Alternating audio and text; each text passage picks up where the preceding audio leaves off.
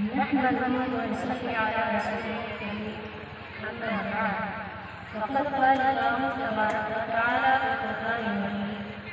أعوذ بالله من الشيطان الرجيم بسم الله الرحمن الرحيم ذلك الكتاب لا ريب فيه هدى للمتقين وقال النبي صلى الله عليه وسلم خيركم من تعلم القرآن وعلمه الہی رونق اسلام کے سامان پیدا کر الہی رونق اسلام کے سامان پیدا کر دلوں میں مومنوں کی محبت قرآن پیدا کر وہ معزز تیز زمانے میں مسلمان ہو کر ہم خار ہوئے تاکہ غلام ہو کر صدر محترم اسٹیج پر افروز بزرگان دین اور حاضرین جلسہ آج کی اس محفل میں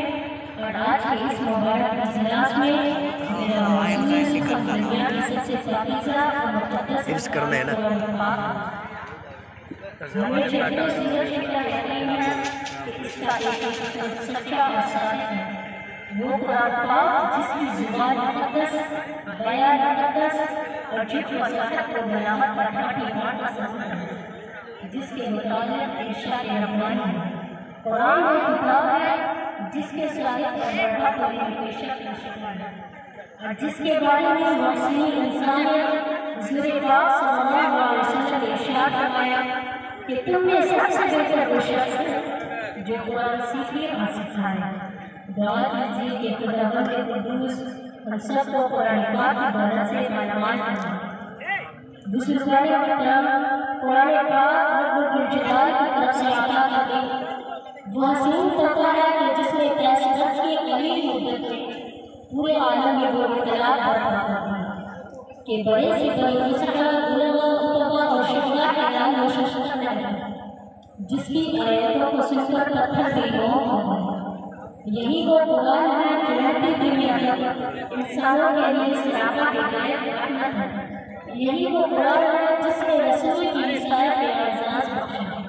یہی وہ قرآن ہے جس نے رسول خدود کو تازگی بخشی یہی وہ قرآن ہے جس کی برکتوں سے جنات و شیاطین کا آسمانوں پر جانے بھیجا یہی وہ قرآن ہے جس کی بدولت محبوب حق کی رضا نصیب ہوتی ہے یہی وہ قرآن ہے جو سچائی اور امانت داری کا درس دیتا ہے یہی وہ قرآن ہے جس کی وزیر پیش کرنے سے ساری دنیا عاجز و قاصر ہے یہی وہ قرآن ہے جس کا مثل پیش کرنے سے ارض کے کثیر قومیں زبان دائر دعویٰ کرنے والے گھٹنے کے یہی وہ قرآن ہے جس کے بغیر وہ قانون نصیحت اعلان کو ایمان نصیب ہوا یہی وہ قرآن ہے جس کی برکتوں سے اٹھے چمن بہار ہے یہی وہ قرآن ہے جس کی تلاوت میں دلوں کی واسطے طرح کو بشاست کا سامان ہے محترم حضرات آج کے اس نازک دور میں حفظ کلام پاک کو فضول سمجھا جاتا ہے اس کے الفاظ رٹنے کو حماقت بتایا جاتا ہے مگر افسوس سب افسوس ہم نے اس قرآن پاک کے بارے میں ہمارا یہ خیال ہے کہ جس کے بارے میں شہنشاہ بٹھا جناب محمد رسول اللہ صلی اللہ علیہ وسلم نے ارشاد فرمایا اقرأ ورتل ورتل كما ترتل في الدنيا فإن منزلك عند آخر آية تقرأها قیامت کے دن حافظ قرآن سے کہا جائے گا قرآن پڑھتا جا اور جنت کے درجوں پر چڑھتا جا اور ٹھہر ٹھہر کر پڑھ جیسا کہ دنیا میں ٹھہر ٹھہر کر پڑھا کرتا تھا بس تیرا مقام اور ٹھکانہ وہیں جہاں آخری آیت تک پہنچے اللہ کا یہ مقدس اور پاکیزہ کلام تمام کلاموں سے افضل اور برتر ہے حدیث پاک میں آتا ہے کہ فضل الكلام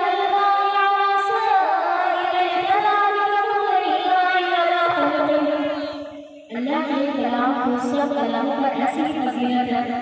جیسے کہ خود اقبال شاہ کو تمام حمید پر اللہ کا دلالہ اور خدا کا پیارا ارشاد فرماتا ہے کہ جس نے قرآن پڑھا اور اس پر عمل کیا اس کے والدین کو کل قیامت کے دن سورج سے بھی زیادہ روشن تاج بنایا جائے گا محترم حضرات قیامت کا میدان ہوگا اور ایسے 10 آدمی جن کے वाली हो चुकी थी। हाफिज़ कुरान इसके बारे में सिफारिश करेगा, परवरदिगार आलम इसकी सिफारिश कबूल करेगा और उनको उस हाफिज़ कुरान की बरकत से निजात होगी। मगर हमने कुरान के दामन मुक़द्दस को तर्क कर दिया, हमने इसकी पाकीज़ा तालीमात को भुला दिया। नतीजा ये हुआ कि वो मुस्लिम कौम जिसकी सर पर इज़्ज़त और अल्लाह की ताज थी, दिल्लत और रुसवाई के आगे में जा गिरी।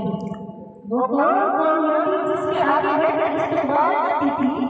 नाकामी उसका मुकद्दर बन गई। वो मुस्लिम कौम जिसकी एक आवाज़ पर अफ्रीका की जंगल में रहने वाले वफाद को लगातार खाली कर देती, आज एक चिट्ठी भी उसका हुक्म मानने के लिए तैयार है। मुसलमानों समझो और अल्लाह का पता क्या करो, कुरान पाक से वाबस्ता हो जाओ, वरना याद रखिए आयत हमें कभी माफ नहीं करेगी। अगर हम मासी की तरह और मुस्तक़बिल को तालाब और रोशन करना चाहते हो, कुरान पाक से वाबस्ता हो जाना, इसे सीने से लगातार रहना। अगर हम चाहते हैं कि दुनिया के साथ हमारी आखिरत भी समझ जाए, इसकी तालीमात पर अमल करना होगा। इसी पर मैं तकरीर खत्म करती हूँ। दुआ कीजिए कि अल्लाह ताला तमाम मुसलमानों को कुरान सीखने, सिखाने, नमाज पढ़ने और पढ़ाने कुरान और हदीस की तालीमात पर अमल करने की तौफीक अता फरमाए। आमीन।